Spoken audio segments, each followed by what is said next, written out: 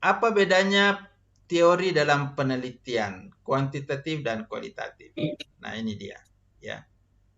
Dalam penelitian kualitatif, teori itu memandu kita. Tapi apa nanti hasilnya, itu bisa sesuai, bisa tidak sesuai dengan teori. Tapi secara teoritik, kita sudah memahami jalan ceritanya. Tapi apa yang terjadi di lapangan bisa saja sesuai atau tidak sesuai. Oke? Nah, sementara di penelitian kuantitatif, teori yang kita bawa ke lapangan memang harus sama persis. Teori yang kita mau uji dengan teori yang kita terapkan di lapangan. Itu harus sama persis. Kenapa? Karena penelitian kuantitatif itu memang akan menguji teori. Misalnya, kita mau meneliti pengaruh penggunaan media sosial dalam meningkatkan kerjasama sosial. Maka yang harus kita pakai teori di sini, teori mengenai media sosial dan teori mengenai kerjasama sosial. Maka secara teoritik, inilah yang kita bawa ke lapangan untuk kita uji ke responden kita, dan itu nanti yang akan kita tarik kembali. Ya, jadi tidak mungkin ada teorinya berubah. Tapi kalau penelitian kualitatif, kita bawa satu teori, bisa saja teorinya nanti tidak sama. Ketika kita teori itu nanti kita tarik berdasarkan hasil penelitian atau data yang kita dapatkan. Ya.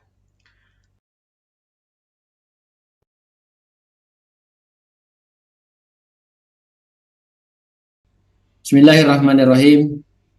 Assalamualaikum warahmatullahi wabarakatuh. Assalamualaikum warahmatullahi wabarakatuh. Pergi ke masjid untuk pengajian. Cakep. Duduk bersimpu sambil bersalawat. Cakep. Selamat datang tuan dan puang. Semoga acara ini membawa manfaat dan berkah. Amin ya rabbal alamin. Mantap.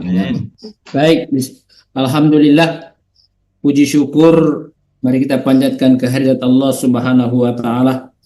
Oleh karena atas limpahan rahmat inayah dan karunia-Nya lah sehingga pada malam hari ini kembali kita dipertemukan oleh Allah Subhanahu wa taala dalam acara kita, yaitu pelatihan sesi kedua yang pada malam hari ini tetap akan dibawakan oleh Bapak Dr. Haji Ansar Akil STMSI CPNLP CHT. Salam dan salawat mari kita sama-sama kirimkan kepada junjungan kita Nabi besar Muhammad sallallahu alaihi wasallam. Allahumma sholli ala Muhammad wa ala ali Muhammad. Nabi yang diutus oleh Allah Subhanahu wa taala di permukaan bumi sebagai rahmatan lil alamin, sekaligus sebagai suri tauladan bagi kita semua. Bapak Ibu, terkhusus Pak Prof. Ansar Akil yang kami muliakan, pada malam hari ini kita akan melanjutkan pelatihan kita tentang metode penelitian sesi kedua yang mudah-mudahan akan mencerahkan kita, akan memberi manfaat untuk kita, khususnya kalangan mahasiswa dan para pencinta ilmu pengetahuan serta para penggiat ilmu semakin berkembang dan semakin maju di masa-masa yang akan datang. Baik, untuk menefisienkan waktu, mari kita sambut pemateri kita, Bapak Dr. Haji Ansar Akil STMSI CPNLP CHT. Kepada beliau dengan hormat disilakan. Bismillahirrahmanirrahim. Assalamualaikum warahmatullahi wabarakatuh. Alhamdulillah rabbil alamin.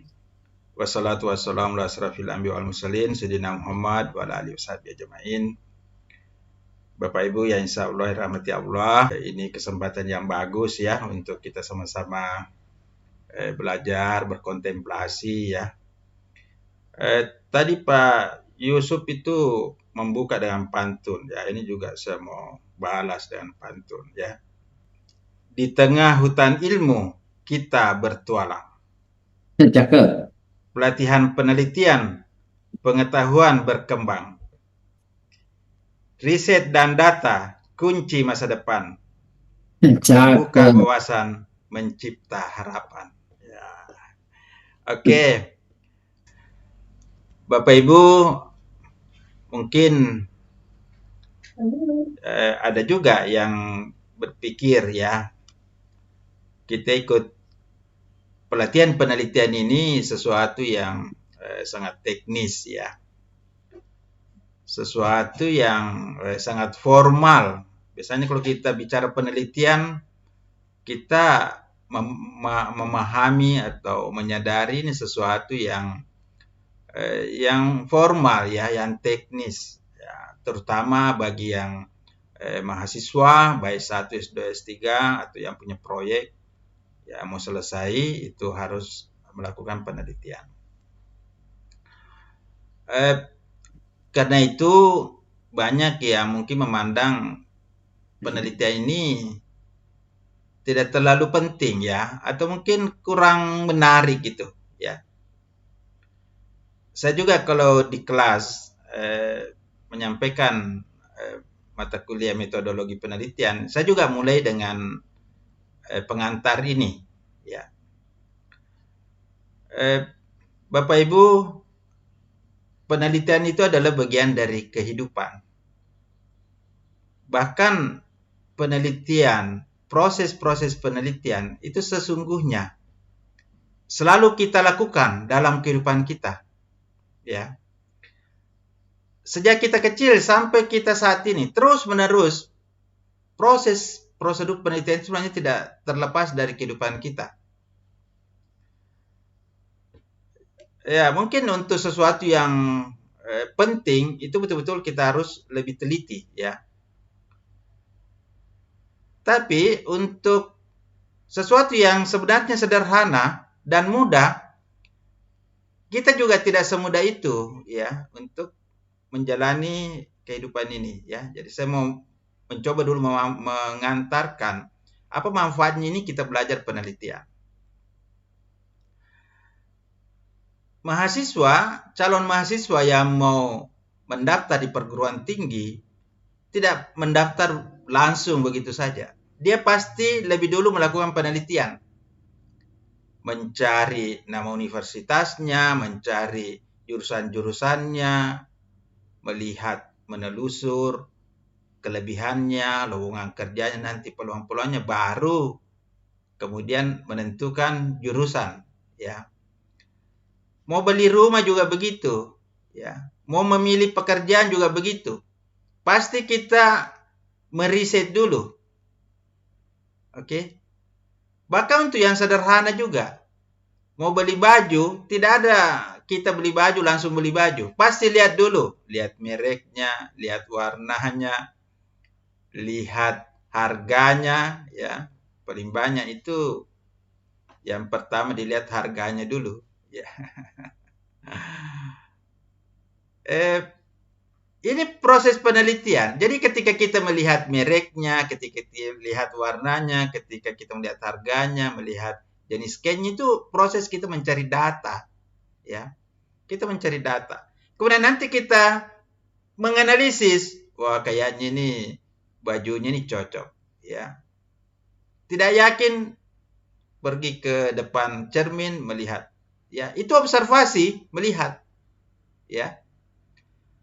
Kalau sudah analisis, sudah observasi, sudah mempertimbangkan, baru mengambil keputusan, beli atau tidak. Itu semua dalam kehidupan seperti itu, ya Bapak Ibu. Jadi sebenarnya penelitian itu adalah satu proses kehidupan. Ya. Karena penelitian itu sebenarnya adalah bagaimana kita ya menemukan tujuan, menemukan masalah, menemukan pertimbangan-pertimbangan, menemukan data yang tepat, menganalisis, dan mengambil keputusan. Oke. Karena itu orang awam dan komunitas ilmiah, orang awam juga sebenarnya itu melakukan proses penelitian. Cuman risetnya mereka itu sederhana, ya. Tapi biasanya orang-orang yang memang berlatar belakang intelektual itu biasa pertimbangannya lebih banyak. Nah, itulah proses penelitian. Oke. Nah, itu dalam kehidupan, ya. Kemudian dalam bidang pekerjaan kita, penelitian ini bermanfaat sekali.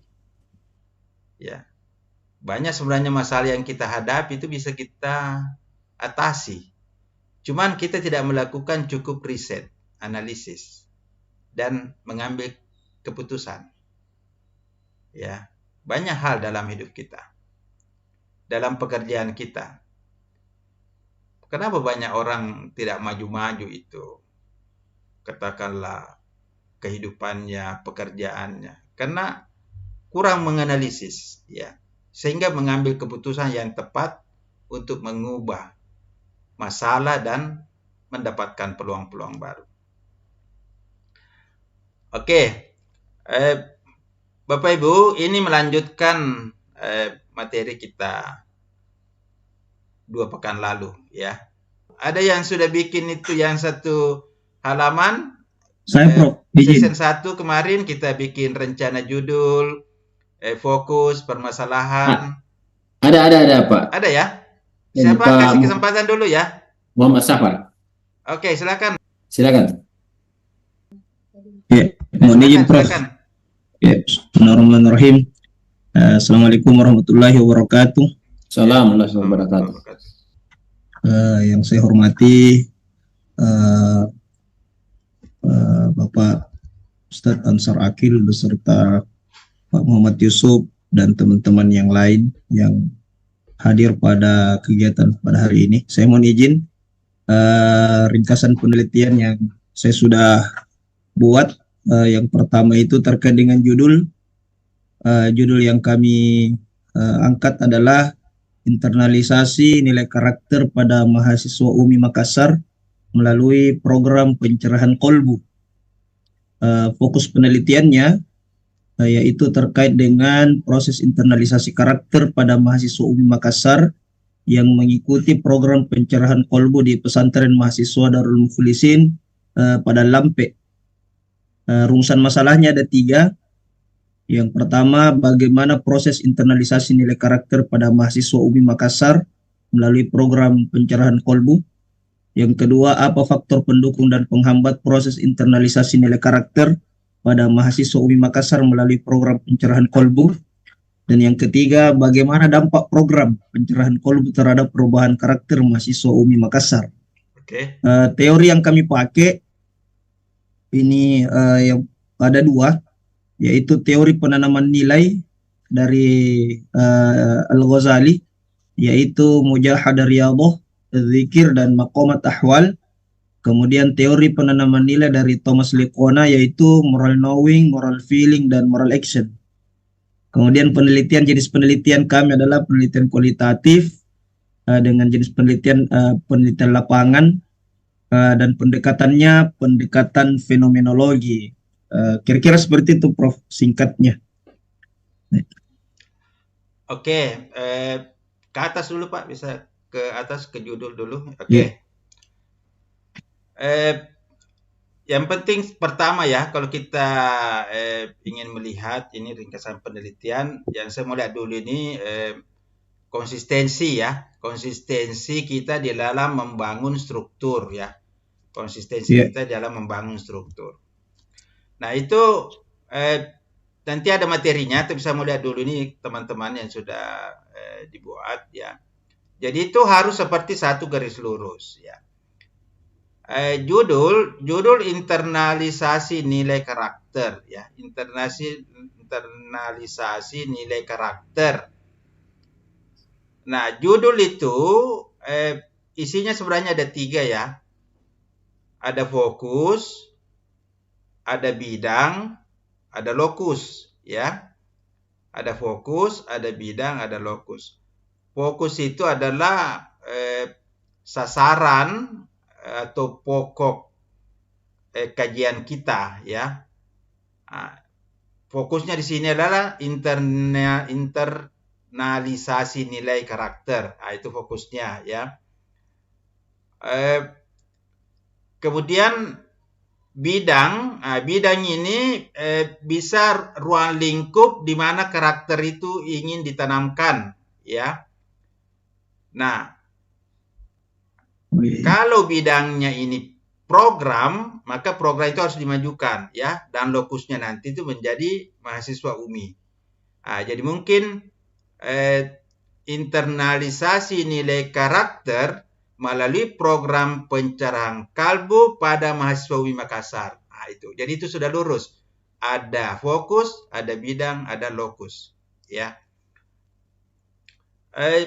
Fokus penelitian. Fokus penelitian internalisasi nilai. Nah, ini yang harus diperjelas. Internalisasi nilai itu apa?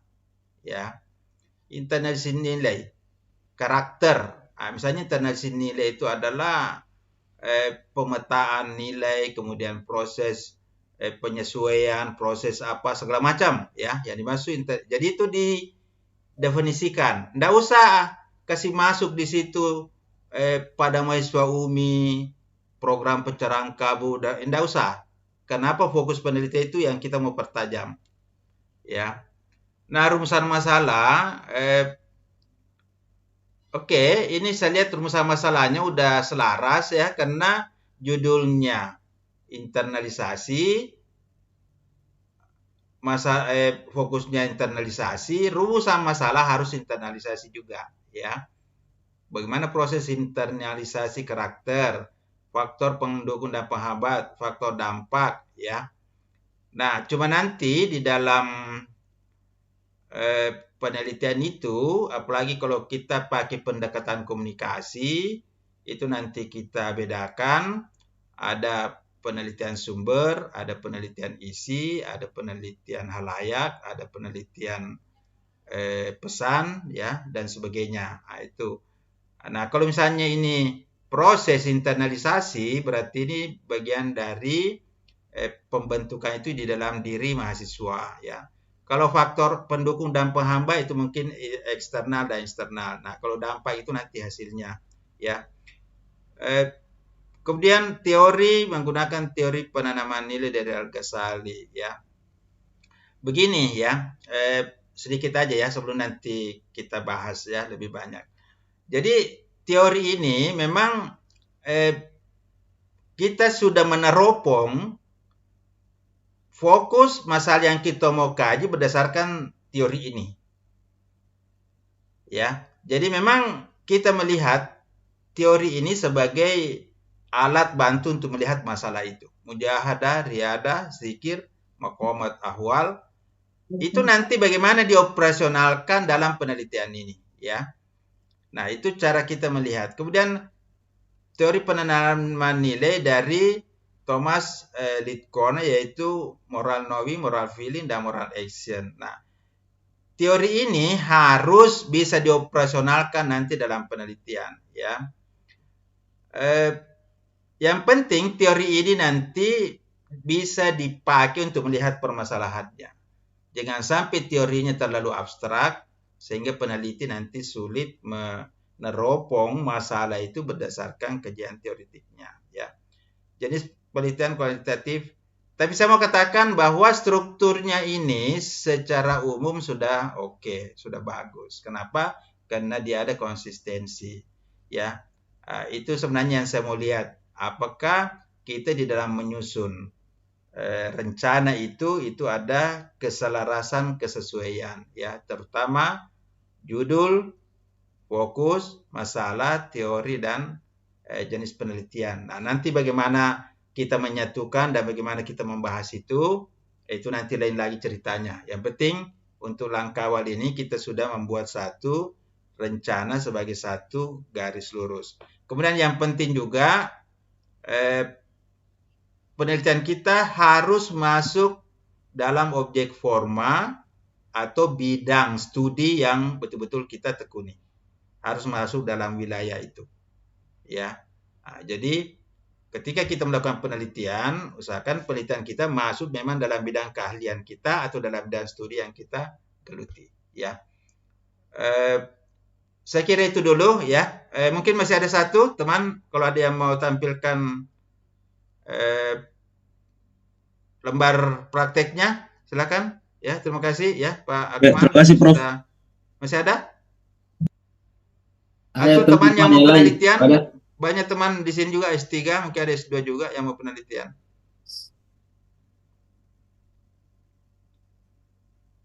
Ada Ayo. yang mau tampilkan lagi satu orang? Silakan. Sengaja kita interaktif ya, supaya jangan terlalu Bapak Ibu mengalami satu monolog gitu ya. Biar kita ada sedikit perimbangan. Ada Pak yang mau atau rencana penelitiannya? Tidak ada? Oh, ada ya? Belum ada? Iya. Kalau ada berarti kita lanjut ya, lanjut materi aja ya. Ya. Oke, saya mau katakan sebenarnya begini ya. Di season 1 saya sudah banyak jelaskan bagaimana tingginya kedudukan ilmu pengetahuan itu ya. Baik dalam tinjauan agama maupun dalam tinjauan peradaban ya, terbentuknya peradaban itu. Dan saya menganggap bahwa Bapak Ibu yang hadir dalam kesempatan ini itu betul-betul memiliki satu kesadaran ya, bahwa kedudukan kita ini sebenarnya sangat penting. Ya, kedudukan kita ini sangat penting di dalam bukan hanya bagaimana kita memahami metode penelitian, tapi sebenarnya bagaimana kita memahami ilmu pengetahuan dan juga bagaimana memahami kehidupan. Ya.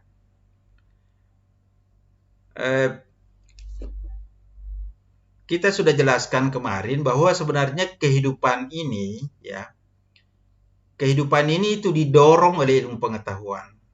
Jadi maju tidaknya kehidupan kita itu sebenarnya ditentukan oleh tingkat kemajuan ilmu pengetahuan dan teknologi. Ya, ini kita paham dulu. Karena kalau ilmu pengetahuan dan teknologi tidak mengalami suatu kemajuan, maka banyak problem dan banyak pencapaian-pencapaian yang dicapai oleh manusia itu yang tidak akan kesampaian. Jadi ilmu pengetahuan sangat penting. Nah, kemudian yang kedua, kedudukan penelitian di dalam ilmu pengetahuan itu sangat penting, bahkan paling penting. Oke? Jadi kita pahami kehidupan didorong oleh ilmu pengetahuan, dan ilmu pengetahuan itu didorong oleh penelitian. Berkembang tidaknya ilmu pengetahuan itu ditentukan oleh berkembang tidaknya penelitian. Karena itu, penelitian ini bisa kita sebut sebagai otak, sebagai prosesor dari ilmu pengetahuan. Oke? Karena itu, di negara-negara maju yang didorong itu adalah penelitian. Ya, yang didorong adalah penelitian. Kenapa? Karena penelitian inilah yang akan mendorong kemajuan. Ya, sampai sini paham ya?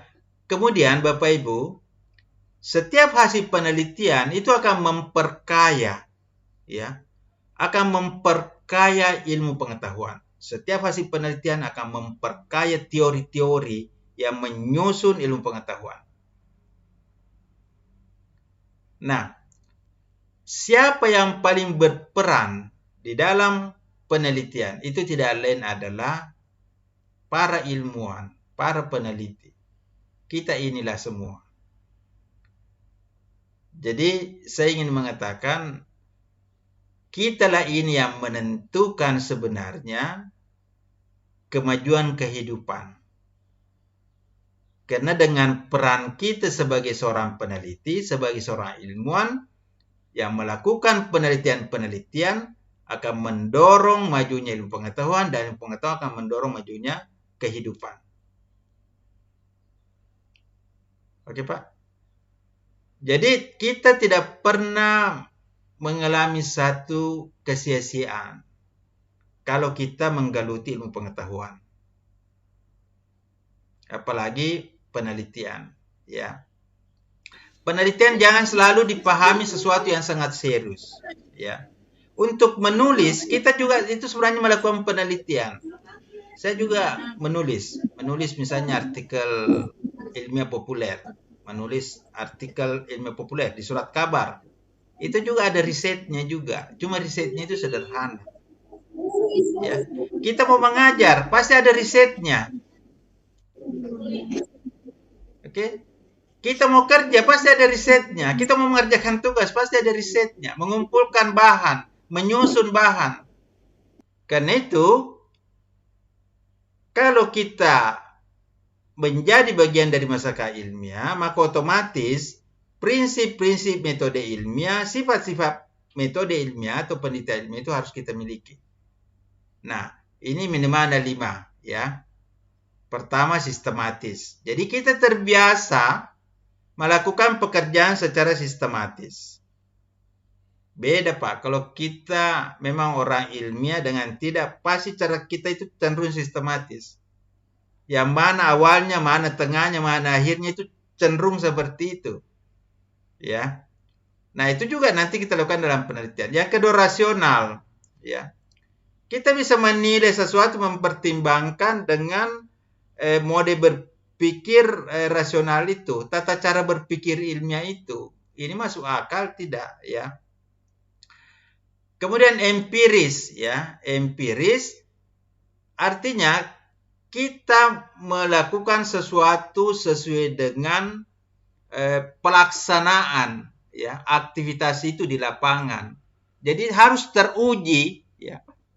Harus teruji, ada hasil pengamatannya, ada hasil percobaannya, ada pengalamannya. Jadi kita tidak bisa mengambil satu keputusan kalau kita tidak memiliki data, tidak memiliki hasil pengamatan, hasil percobaan, hasil praktek, hasil pengalaman. Tidak bisa. Ya.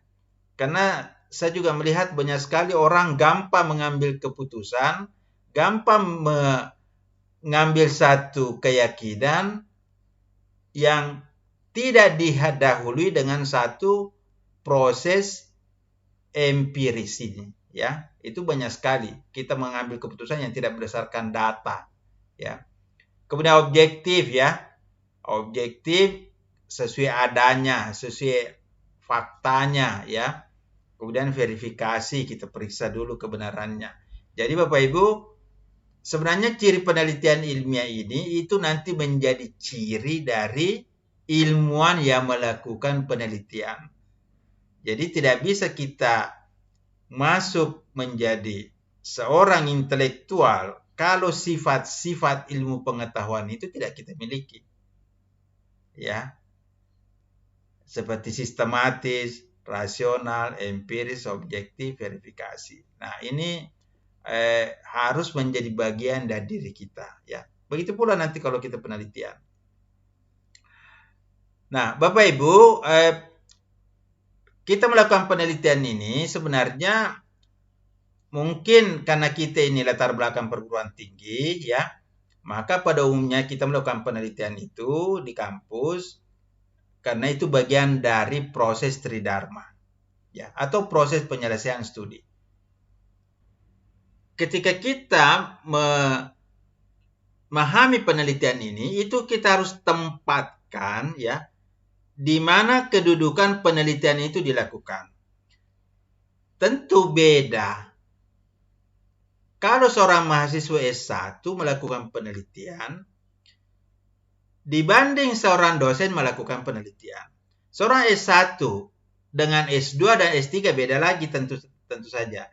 Kemudian seorang dosen membimbing mahasiswa S1 dalam melakukan penelitian, tidak boleh menggunakan standar seorang dosen. Tapi kita harus menggunakan standar bagaimana seharusnya mahasiswa S1 itu melakukan penelitian. Oke? Karena itu penting ini kita memahami tingkatan-tingkatan penelitian itu di dalam dunia akademik, dalam dunia perguruan tinggi. Nah, saya mencoba menyederhanakan ya. Ketika kita berada di posisi S1, maka penelitian itu sebenarnya sudah cukup kalau sudah mampu mendeskripsikan fenomena sesuai dengan kacamata teori. Mendeskripsikan ya. Jadi kita cukup mendeskripsikan. Karena itu nanti kalau kita membuat misalnya skripsi, kalau ada mahasiswa S1 sini, maka cukuplah kalau kita menggambarkan hasil penelitian kita, ya. Bagaimana kita menggambarkan, menarasikan hasil penelitian kita, ya. Apa yang kita dapatkan, apa yang memang sesuai dengan yang kita dapatkan di situ, ya. Mungkin ada pembahasan, tapi pembahasannya belum sampai ke analisis. Jadi lebih kepada membahas, menerangkan fakta-fakta itu, ya, apakah sesuai atau tidak sesuai dengan teori. Jadi cukup kita mendeskripsikan. Nah, kalau S2, Bapak Ibu yang S2 nanti mau menyusun tesis, itu sudah harus mampu menganalisis, ya, menganalisis. Menganalisis itu artinya memikirkan secara mendalam. Apakah menggabungkan, melihat kelebihan dan kekurangannya dan seterusnya, ya. Dan bisa menjelaskan fenomena sesuai teori. Nah, untuk S3 ini memang inilah sekolah yang paling tinggi. Saya selalu katakan sama mahasiswa S3. S3 itu adalah tingkat pendidikan yang paling tinggi. Karena di sinilah diharapkan mahasiswa mampu menemukan dan mengembangkan ide-ide baru, ya. Karena itu ada yang disebut dengan novelty ketika kita membuat disertasi. Nah, Bapak Ibu nanti kalau memang proses pelatihan ini berlanjut, nanti akan mungkin kita bahas satu-satu itu, satu sesi, misalnya mungkin kita bahas hanya novelty saja, ya, bagaimana melakukan itu. Kemudian ada juga penelitian yang memprediksi dan meramalkan, ya. Nah, ini biasanya dilakukan oleh misalnya mungkin BMKG, ya, atau penelitian-penelitian dilakukan oleh instansi-instansi, ya. Kemudian ada juga yang tujuan praktis, misalnya oleh perusahaan-perusahaan, ya. Misalnya kadang menyewa itu, ya, menyewa peneliti, ya, untuk melihat misalnya penerimaan satu produk. Atau mungkin caleg-caleg, ya, calon-calon itu juga melakukan survei, ya. Nah, Bapak Ibu, ketika kita melakukan penelitian, sebenarnya ada yang disebut dengan kelayakan penelitian. Ini penting sekali kita perhatikan kalau kita mau penelitian. Penelitian ini apakah layak? Pertama misalnya dari segi data. Apakah datanya tersedia? Yang kedua dari segi waktu. Apa waktunya cukup? Yang ketiga misalnya dari segi biaya. Apakah biayanya memang ini terjangkau atau tidak? Ya. Nah, ini terkait dengan teknis pelaksanaan penelitian.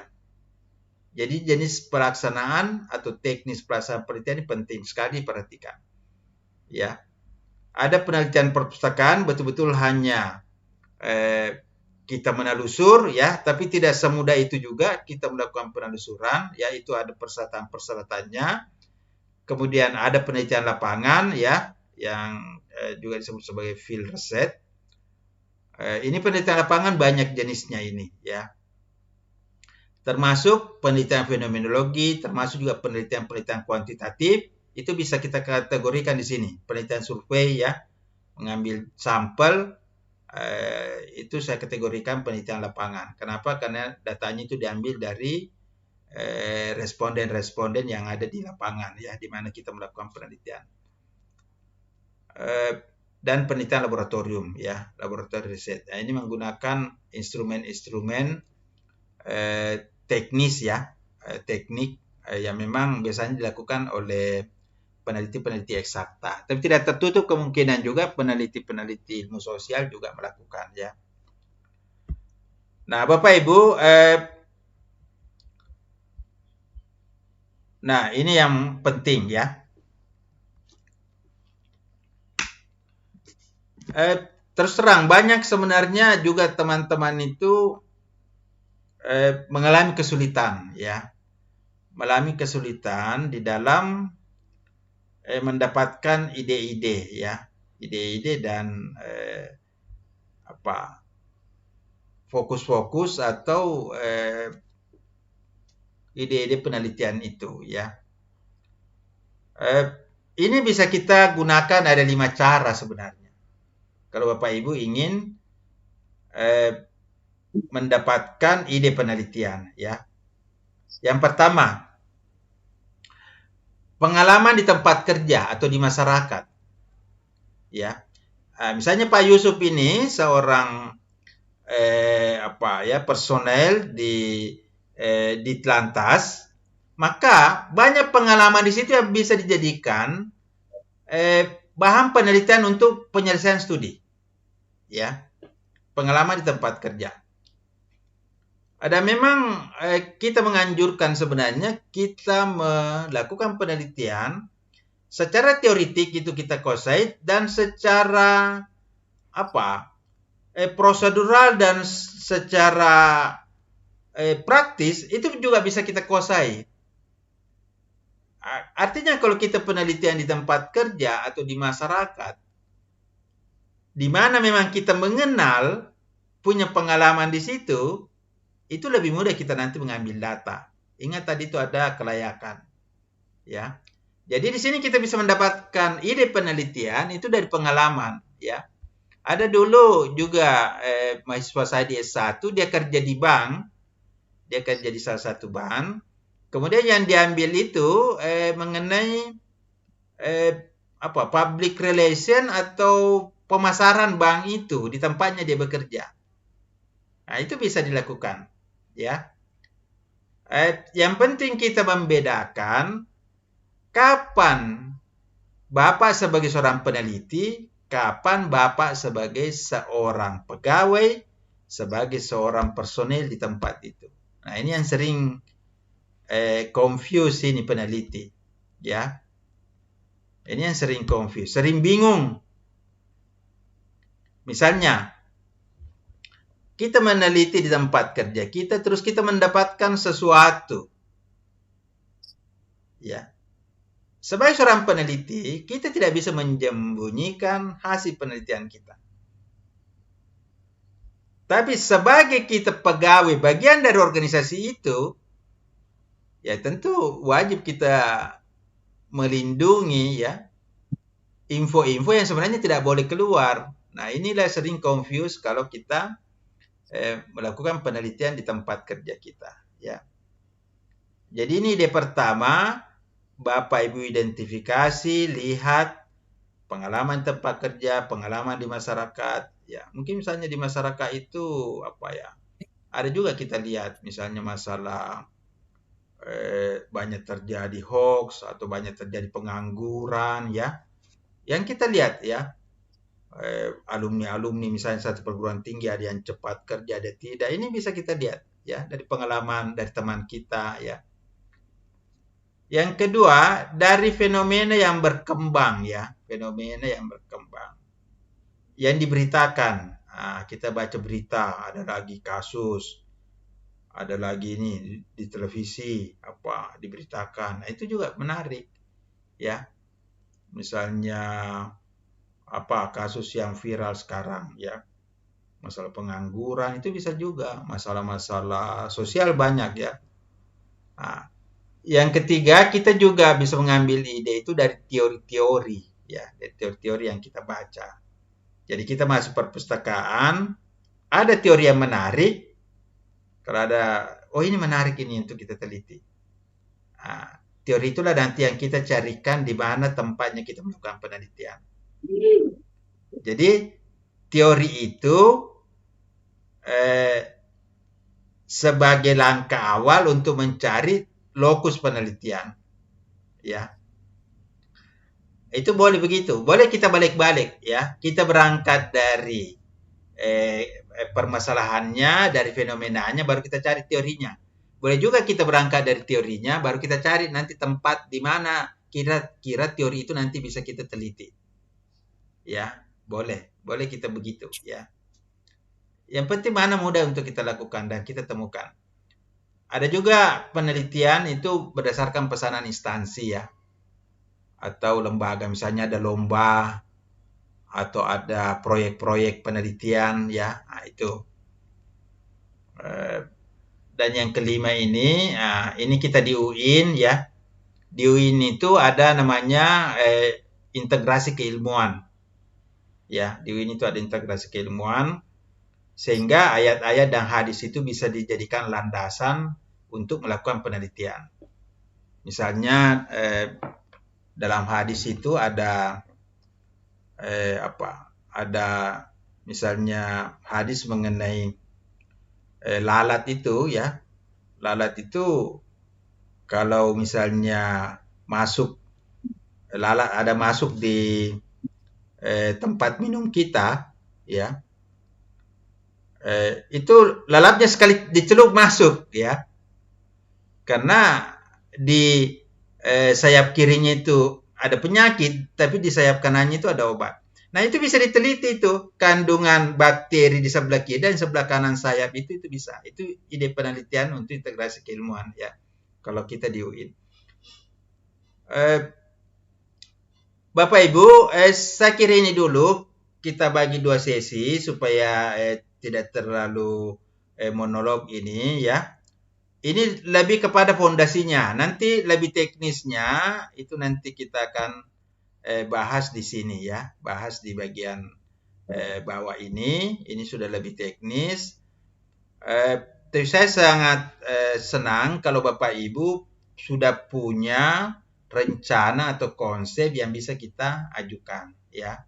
Itu lebih mudah untuk kita paham kalau kita sudah misalnya sudah punya poin-poinnya, rencana judulnya, fokusnya, dan seterusnya. Ya, tapi kalau tidak ada, mungkin apa yang Bapak Ibu pahami boleh juga kita share, ya.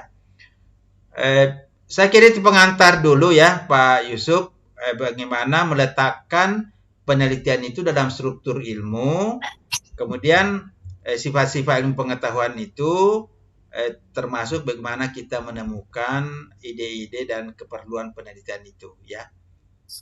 Mungkin itu dulu Pak Yusuf, nanti Baik. kita dengar feedback dari teman-teman yang hadir pada pertemuan malam ini. Saya kembalikan ke moderator, silakan Pak. Baik, terima kasih Pak Prof. Ansar Akil yang telah memaparkan materi pada malam hari ini. Baik teman-teman yang ingin bertanya atau ingin memberi tanggapan, untuk dipersilakan. Halo. Silakan Pak, Ibu bertanya mengenai kaitannya dengan penelitian atau mengenai dengan rencananya, atau ada kaitannya juga dengan pengalaman-pengalaman Ibu, boleh. Bapak mau di-share juga boleh, ya. Kita terbuka untuk Bapak Ibu mau share juga boleh kalau ada Bapak Ibu mau melengkapi materi ini, ya. Karena sifatnya kita di sini diskusi, jadi malah kita senang kalau Bapak Ibu nanti bisa menambah, ya, untuk sharing ilmu, sharing pengetahuan dengan kita semua, ya. Silakan Pak, Ibu, ya, manfaatkan waktu ini, ya. Sekarang ini jam 9, ya, 8.55. Ya. Tapi Pak Yusuf, saya boleh? Silakan Pak Akmal. Ya. Baik, terima kasih. Tapi Prof, ini ada pertanyaan terkait dengan teori, Prof. Saya secara pribadi masih memiliki kendala terkait dengan penentuan teori sebenarnya, Prof. Oke, ya. Kan lalu rencana ditanyakan, tapi saya lihat waktu agak sempit pada waktu itu. Yang pertama, Prof, mungkin bisa dijabarkan supaya kita mendapatkan pengetahuan yang bertambah terkait dengan bagaimana sebenarnya posisi teori itu pada penelitian kuantitatif maupun kualitatif. Itu yang pertama. Kemudian yang kedua, kita mengenal biasa dalam teori itu, dalam penelitian itu ada 3 teori. Ada grand teori, middle teori, dan applied teori. Bagaimana cara memilih atau menentukan ketiga teori tersebut, Prof? Mungkin itu dulu, Prof. Terima kasih. Baik, terima kasih Pak Akmal.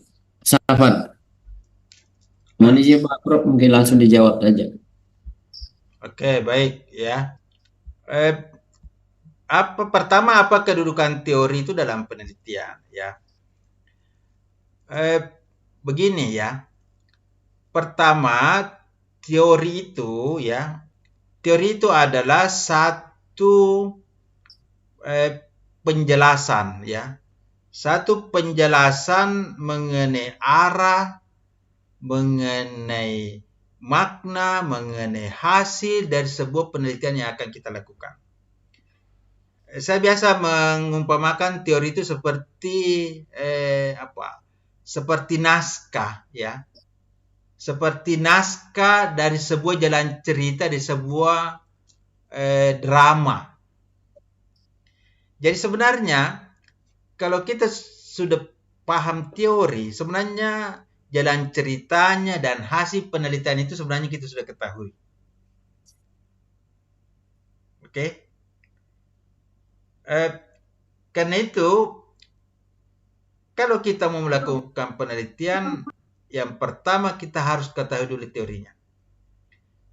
Teori yang akan memandu kita, teori yang akan menjelaskan hasil yang akan kita pahami, dan teori yang akan menentukan arah.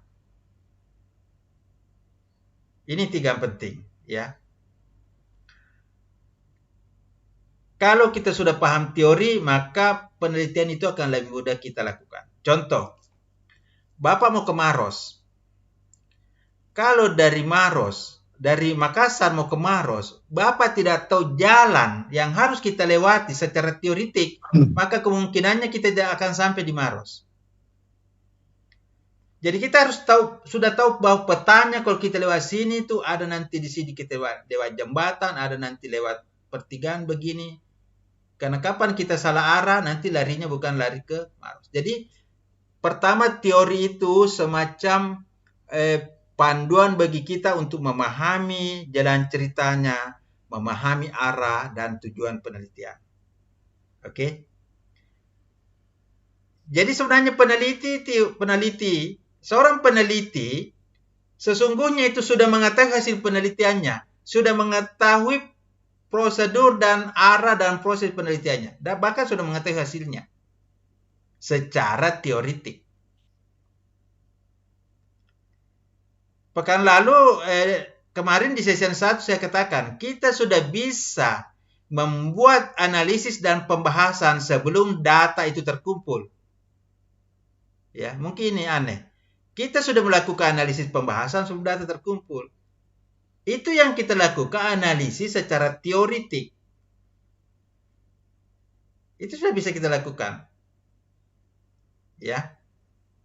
Nah, jadi itu fungsi teori ya. Untuk memetakan, untuk memandu kita, untuk menjelaskan hasil dan menentukan arah penelitian. Karena itu kita betul-betul sebelum penelitian itu kita harus pahami teori dulu. Tidak bisa tidak. Kalau Bapak mau misalnya dari Enreka mau ke Makassar, tidak tahu jalannya dari Enreka mau ke Makassar, Bapak pasti nyasar. Ya. Kenapa banyak penelitian yang nyasar? Karena secara teoritik dia tidak pahami. Ya. Oke. Kemudian apa bedanya teori dalam penelitian kuantitatif dan kualitatif? Nah, ini dia, ya. Dalam penelitian kita kualitatif dulu ya. Dalam penelitian kualitatif, teori itu memandu kita. Tapi apa nanti hasilnya, itu bisa sesuai, bisa tidak sesuai dengan teori. Tapi secara teoritik, kita sudah memahami jalan ceritanya. Tapi apa yang terjadi di lapangan bisa saja sesuai atau tidak sesuai. Oke? Nah, sementara di penelitian kuantitatif,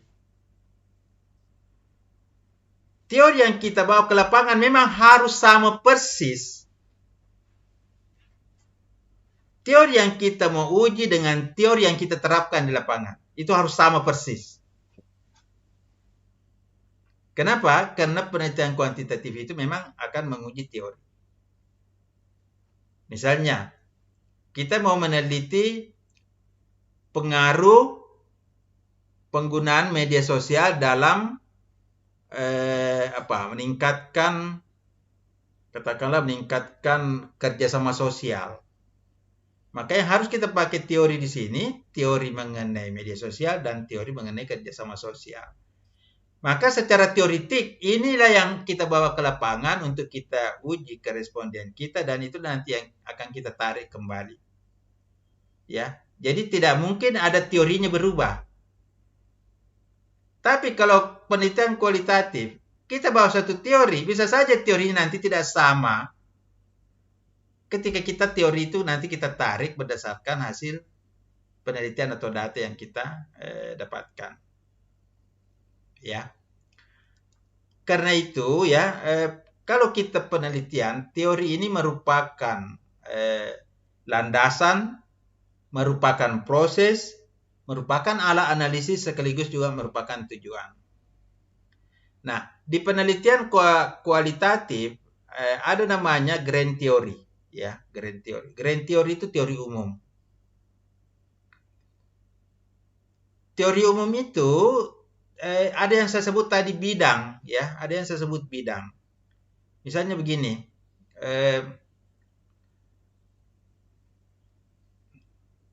penggunaan Instagram, ya, penggunaan Instagram dalam misalnya dalam promosi, ya, promosi satu produk.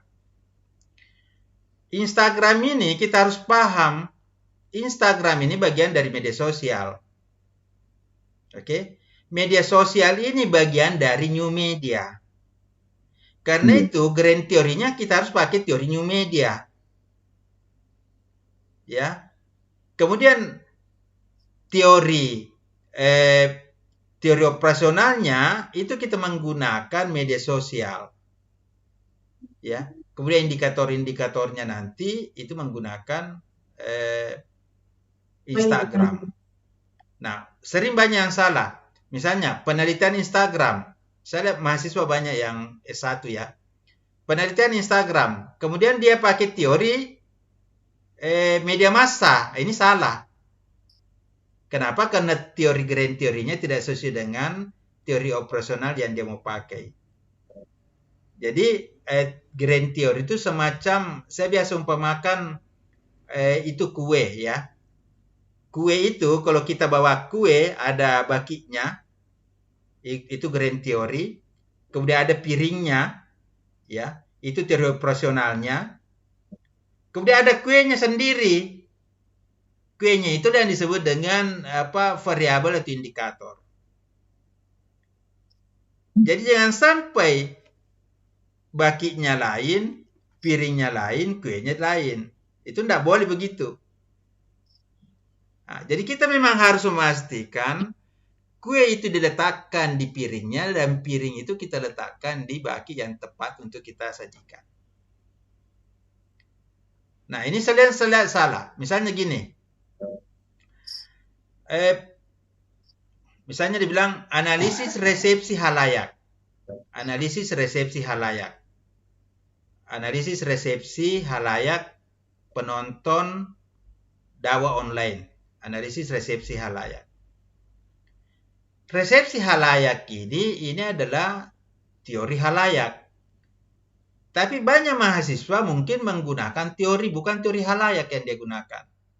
Ada yang menggunakan teori sumber, ada yang menggunakan teori pesan. Akhirnya fokus dan teori yang mau dikaji itu tidak sesuai. Jadi Bapak Ibu sebenarnya teori itu penting ya. Teori itu penting. Pertama itu sebagai panduan ya. Yang kedua dia sebagai pedoman untuk mendapatkan data, untuk melakukan analisis dan untuk nanti menilai apakah hasil penelitian kita ini sudah cocok atau tidak ya. Bapak Ibu saya kira begitu ya.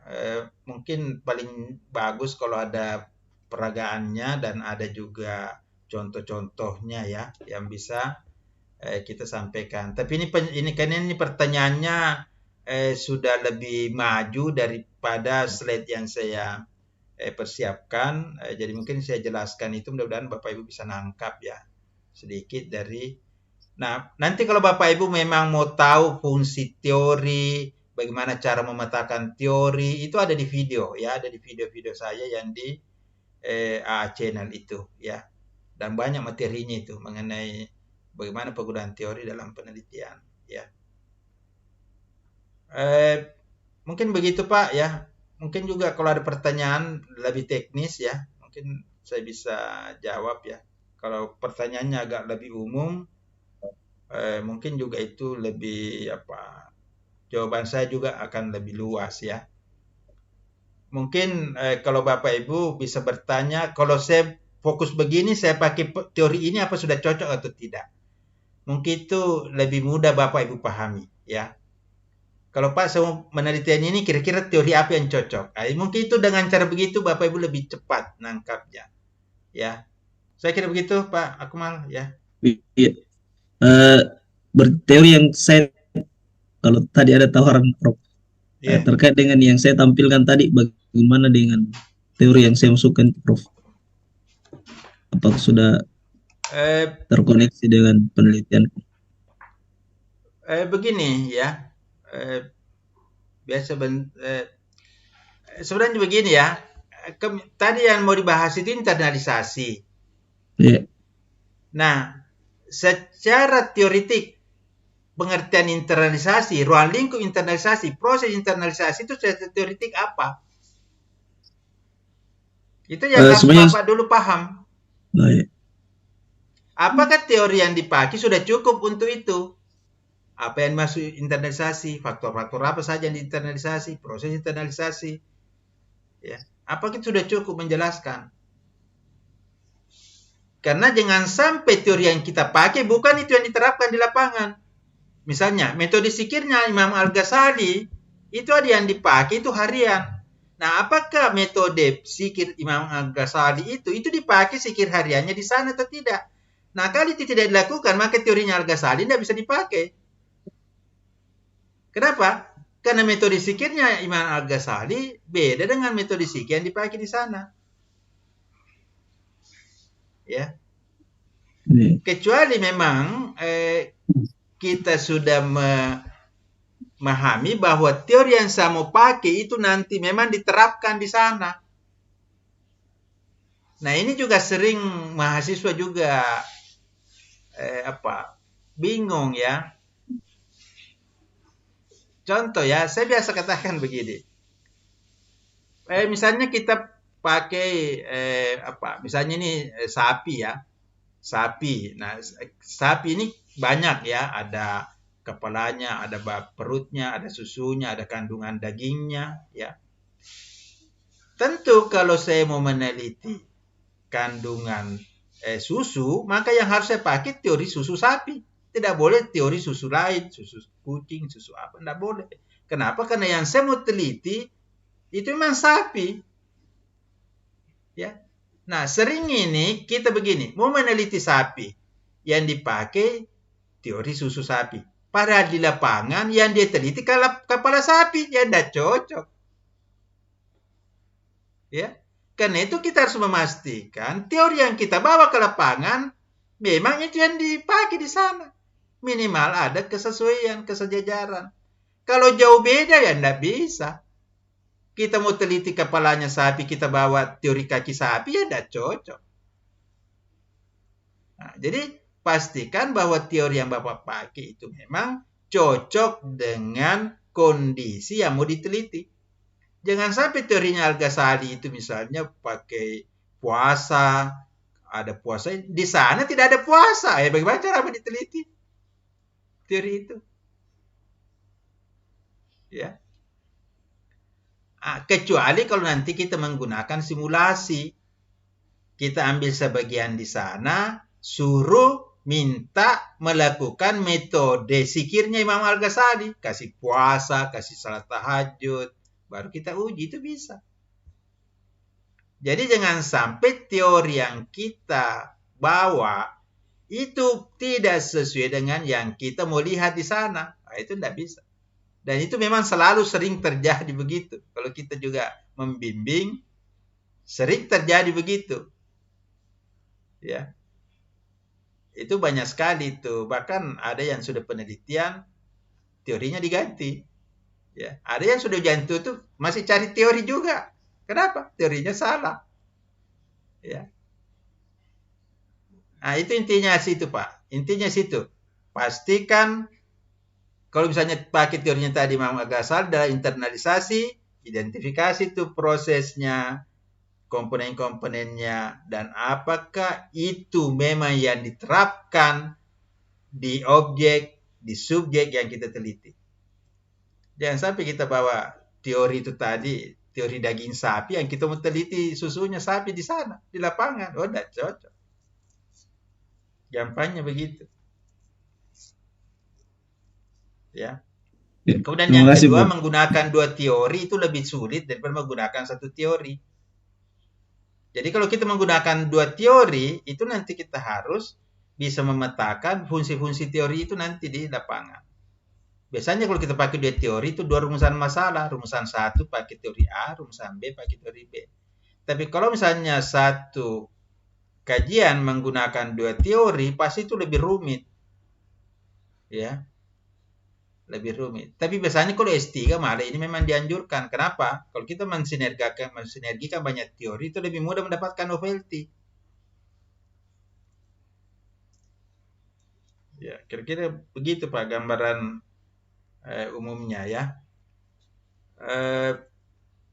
Mungkin nanti kalau ada yang Bapak Ibu bisa membuat itu, misalnya nanti Pak Akmal coba buat itu, teori-teori apa poin-poin dari teorinya itu Imam Al-Ghazali yang mau dipakai untuk melihat kondisi subjek dan objek penelitiannya. Apanya di situ yang mau dilihat dengan teori itu. Ya. Jangan sampai itu tidak didapatkan. Kenapa? Karena itu memang tidak dilakukan di sana. Jadi teori yang kita mau melihat permasalahan itu tidak cocok. Jadi teori itu bukan asal kita ambil-ambil gitu ya. Kita harus memastikan bahwa teori yang kita gunakan memang sesuai dengan kondisi objek subjek yang kita mau teliti. Ya. Nah, apa itu objek, apa itu subjek nanti ya. Apa itu variabel, apa itu konstruk, apa itu indikator, itu nanti mungkin akan kita jelaskan nanti ya. Kira-kira begitu Pak Akmal ya. Secara umum aja dulu ya. Nanti kalau ada yang mau lebih teknis ya boleh nanti diarahkan ya. Ya, terima kasih Prof. Iya, oke. Terima kasih Pak Akmal.